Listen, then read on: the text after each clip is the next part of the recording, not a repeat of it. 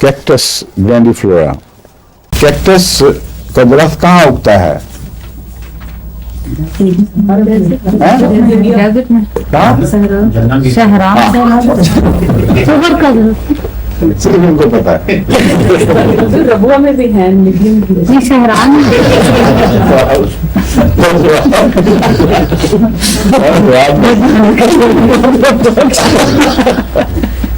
पर तो जहन्नम के दरोगा बनने के अहल हैं।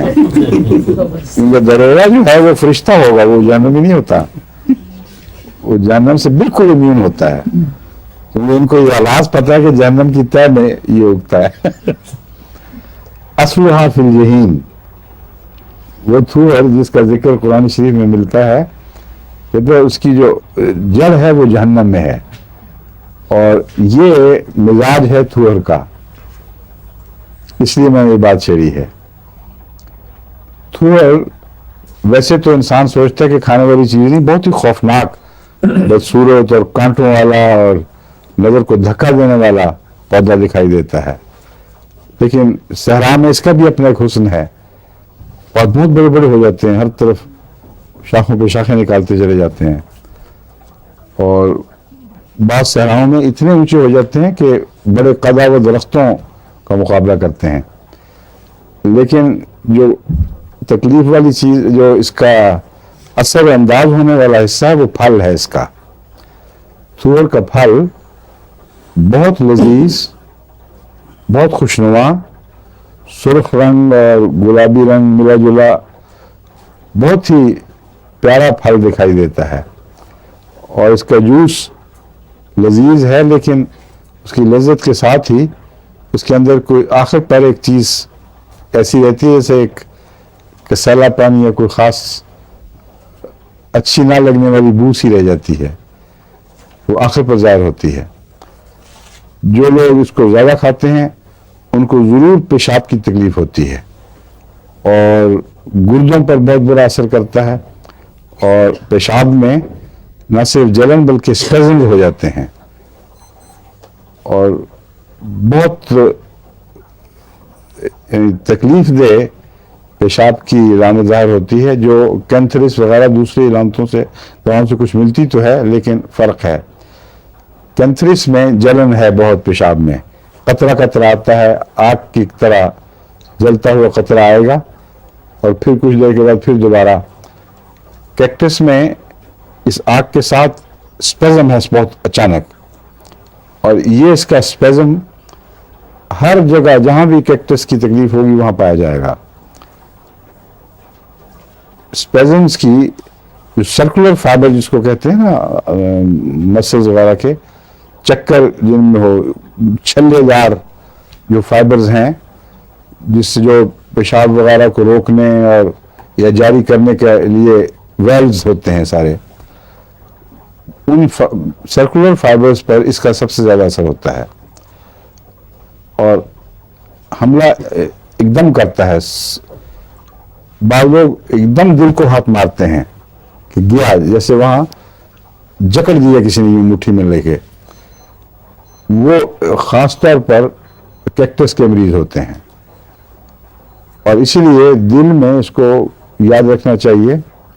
दिल की बीमारियों में, यहाँ तक कि जो ऑर्गेनिक बीमारियां बन चुकी हों, जो दिल के मसल्स पर असरअंदाज हो चुकी हों, अगर कैक्टस की अलामत पाई जाती है तो क्यूरेटिव भी है, वो ऐसे अमराज से खुदा के फजल से शफा दे देता है, जिसके लिए एलोपैथी में कोई इलाज नहीं है। एक ऑर्गेनिक बीमारी अगर हो जाए, दिल के मसल्स फैल चुके हों, वेल्व्स ख़राब हो जाएं, तो एलोपैथिक में उसका इलाज नहीं है, ऑपरेशन होता है बहरहाल।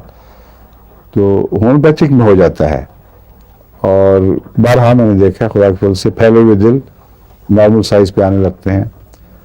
लेकिन कैक्टस की ये इलामत याद रखें, गले में भी होगा तो बड़ी जोर से जकड़ देगा गले को, और हर जगह खून का रश और स्पेज़म, चेहरे पर भी खून का रश होगा, दिल की तरफ भी होगा, गुर्दों की तरफ भी होगा, अंतरियों की तरफ भी होगा। खून का दौरान एकदम बड़े इससे किस दवा से मिलता है दौरान खून का एकदम इज्तिमा बेलाडोना और उसमें भी स्पेज़म है, फिर फर्क कैसे करेंगे आप, फर्क कैसे करेंगे बताइए। चेहरा हैं? चेहरा भी इसका सुर्ख हो गया। किसका बेलाडोना और इसका?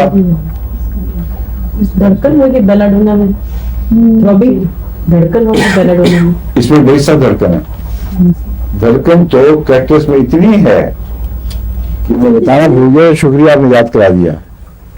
बेलाडोना को भी बीट करती है और सारे जिस्म में धड़कन हो जाती है। एक्साइटमेंट हुई है तो सारी उंगलियों के पोरे तक धड़कने लगते हैं। इसमें लगातार बुनियादी तौर पर दिल की कमजोरी है दरअसल। हाँ जी, इसमें लगातार होता है और इसमें सिर्फ जाफा पड़ता है जी। किसमें लग रहा है मुझे? कैक्टस में क्या होता है?